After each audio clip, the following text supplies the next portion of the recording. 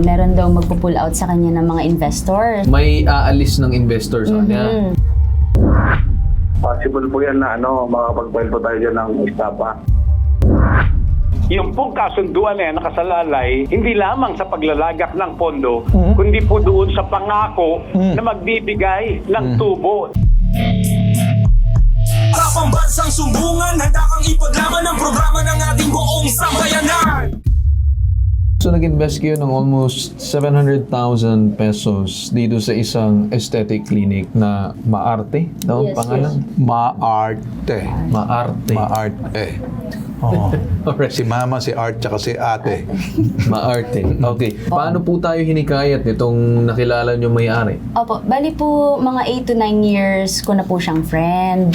Nagsaservice na po siya sa family namin, sa pinsan ko po. Okay. Pag mga facial, mga ganun po. Tapos po last year, nag-alok po siya sa amin kasi daw meron daw magpo-pull out sa kanya ng mga investors. May aalis ng investors sa kanya. Kaya para nangangailangan niya ng Ng bagong investor. Kasi daw po, kaya po aalis yung investor niya kahit hindi pa tapos yung contract, na hospital daw po yung... Okay, so yun ang rason niya na may magpo-pull out ng mga Yes investor. po. Kaya kayo hinihikayat. Yes po. And then, nagkaroon ba kayo ng pirmahan ng kontrata? Meron po kaming partnership agreement. Agreement po. Partnership. Opo. Partnership. Opo. Hindi investment. Doon po nakalagay po na investment siya, tapos makaka-receive po kami monthly ng 8 to 10% Ano yan? monthly Loan? interest. Loan ba ang dating? Parang, Hindi po parang, eh. Ano ko? parang, Hindi po. okay, sandali. Pag sinasabing baka terminolohiya lang, pwede kasi nangyari na para kayong hiningan kayo ng kapital, pagkatapos binabayaran kayo. Hindi po. Nakalagay po sa contract. Partner. Yes po. Partner. Nakalagay po sa contract namin, every 3 months po, pwede na namin alisin yung mismong capital namin. Pero monthly po, babayaran niya kami ng 8 to 10% of interest po. Yan ang usapan Yes ninyo. po. Yun po yung Tsaka yung kitas. interest yun. Pero yung pinaka... Every 3 months po, ibabalik daw po sa amin. Yung full money. Yun pong full na capital Nakasulat po namin. yan. Yes po. So, hindi nangyari. Hindi po. Gaano na kayo katagal nag-aantay? Nagsimula po kami, ako po, August, August last year, no? Opo. Ako din po, December and January. Okay, so, nagsama-sama kayo, Pauline, pagkatapos nag-invest kayo. Yes po. As partner. Opo. Pag partner kayo, may karapatan kayo tingnan ang libro nila. Opo. Papakita nila kung nalulugi sila o hindi. May karapatan kayong punahin sila kasi may puhunan kayo eh. Partner eh. Hindi na siya single proprietorship. Partnership na yan. Pag ganyan ang kanyang sistema, ginawa niyang partnership, hindi na single proprietorship. Pag single, isang tao lang. Pag partners, marami na kayo. So, kung ano yung operasyon niya, may karapatan kayong silipin ang libro niya. Kung ano yung nakikita kong kinita niya, may karapatan kayong silipin kasi partner eh. Pero kung kayo'y investor lang or nagpautang lang ng loan, obligation niya magbayad doon sa kanyang utang sa inyo. Nililinaw ko sa simpleng salita. Yes. Okay? Kayo ba'y ginawa niyang partner dahil medyo gusto niyang lumaki at kinakailangan niya ng pera, pangdagdag? Kailangan pandagdag. Ayun. Kaya sinabi niya, partnership kayo. Kasi pag investor kasi parang namumuhunan lang kayo, bawal, hindi siya pwedeng kumuha ng investment eh. Pero sabi niya po kasi sa mga Hindi, chat niya. gusto natin makita sa Opo. papel. Iba Sa yung papel. sinasabi sa Opo. papel. So, Ano pong masasabi natin na sport ng CIDG?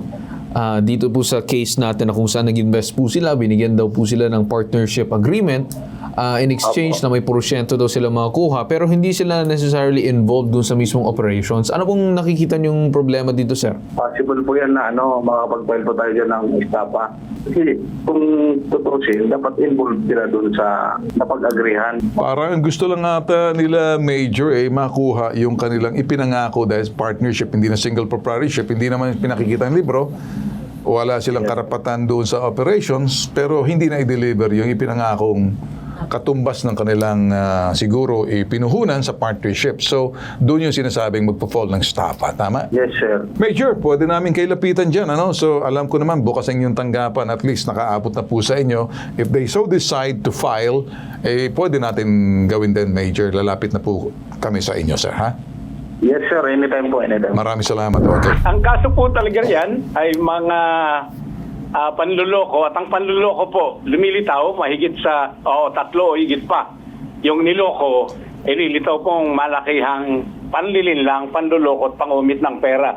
Papasok po yan sa large-scale swindling at sa ilalim po ng Article 315 ng Revised Penal Code of the Philippines, gaya po ng sinasabi ni Police Major Charlie Mangosan, nagkaroon po ng pagpapanggap na kaya nito pong kumuha ng investment na sila ay bibigyan ng kita na 10% bawat buwan.